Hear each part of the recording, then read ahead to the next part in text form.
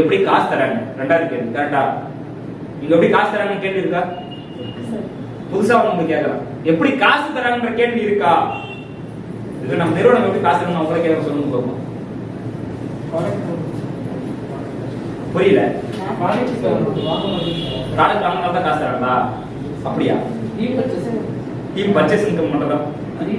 Repurchase அது இப்பதான் வந்துச்சு. இதுக்கு முன்னாடி இப்ப உங்களுக்கு கேள்வி கேக்குறாங்களா இல்லையா? நம்ம இன்வெஸ்ட் பண்ணல. அதுதான் ப்ராடக்ட் பண்றோம். அதுதான் சிஎம்க்கு ப்ராடக்ட் கொடுக்குறோம் இல்லையா? சோ இன்வெஸ்ட்மென்ட் கிடையாது. இதெல்லாம் புரியுதுங்களா? அதாவது இப்ப நான் உங்களை கேள்வி கேட்கறேன், உங்களால பதில் சொல்ல முடியாது தானே? இதே போல உங்க டவுன்லைன் கடை எப்படி பதில் சொல்லுவீங்க? நம்ம நிறுவனம் எப்படி காசு தராங்கன்னு கேட்டேன், அதுவும் தெரியல. சிம்பிள் அதானே? உண்மையாவே உங்க நிறுவனம் பணம் தராங்களா? நீங்க கொடுக்குற காசு ஏதாவது ரொட்டேஷன் பண்ணி தராங்க சொல்றாங்களா இல்லையா? இப்படிதான் சொல்றாங்க.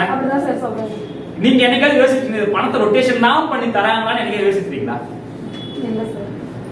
ஆக்சுவலா வந்து பாத்தீங்கன்னா எல்லா பிசினஸ்லயும் ரொட்டேஷன் பண்ணி தான் தருவாங்க. அது எப்படி ரொட்டேஷன் பண்ணி தருவாங்க அப்படின்னா, டிஸ்ட்ரிபியூட்டர் வருமானம் வாங்குவோம், அதாவது பணம் வாங்குவாங்க, ப்ராடக்ட்டை கொடுப்பாங்க, அந்த பணம் வாங்குறதுல ஒரு லாபத்தை அவங்களுக்கு கொடுத்துட்டு மீதி இருக்கிற லாபத்துல ப்ராடக்ட்டை திரும்பி வந்து பாத்தீங்கன்னா மேனுஃபேக்சர் பண்ணி திரும்ப அந்த ப்ராடக்ட்டை மக்களுக்கு கொடுத்து அது மூலமா வரக்கூடிய பணத்தை தான் இப்படி பண சுழற்சியா மாறிக்கிட்டே வரும். புரியுங்களா? எல்லா நிறுவனமும் அப்படிதான் பண்ணிட்டு இருக்காங்க.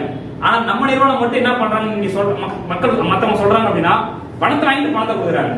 பணத்தை கொடுக்குறாங்க இல்ல சார். பணத்தை வாங்கி ப்ராடக்ட் ரெடி பண்ணி ப்ராடக்ட் மக்கள்கிட்ட வித்து அது கிடைக்கக்கூடிய லாபத்தை திரும்ப வந்து பாத்தீங்கன்னா ஒரு ஷேரை கொடுத்து அது வந்து நம்ம வந்து மேனுஃபேக்சர் பண்ணி புரியுங்களா? பண சுழற்சி எப்படி நடக்குது புரியுதுங்களா? எல்லா நிறுவனமும் எல்லா விஷயமும் பண சுழற்சி தான் பண்றாங்க. பட் அந்த பண சுழற்சி எப்படி பண்றாங்க அப்படின்னா ப்ராடக்ட் மூலமா பண்றாங்க அப்படின்றத நீங்க புரிஞ்சுக்கணும் முதல்ல. ஏன்னா வந்து பாத்தீங்கன்னா ஒரு காலகட்டத்துல பண்டமாற்று முறைன்னு ஒண்ணு இருந்துச்சு, தெரியுமா? ஏதாவது பொருளை கொடுத்து பொருளை வாங்குவாங்க, கேள்விப்பட்டிருக்கீங்களா?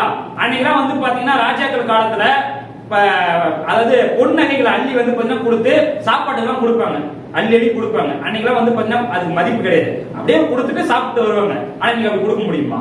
நீங்க ஒரு கிராமோட வேல்யூ 6735 ரூபாய். அன்னைக்கெல்லாம் வந்து ஒரு கிராமம் கொடுத்து 4 இட்லி சாப்பிட்டு வந்தாங்க. ஆனா நீங்க அப்படி கொடுத்து சாப்பிட முடியுமா? ஏன்னா நீங்க இட்லியோட விலை குறைஞ்சிருச்சு, பட் தங்கத்தோட விலை ஏறிடுச்சு. அப்படி இருக்கும்போது அப்படி கொடுக்க முடியாததுனால தான் பணம்ன்ற ஒரு விஷயத்தையே உருவாக்குனாங்க.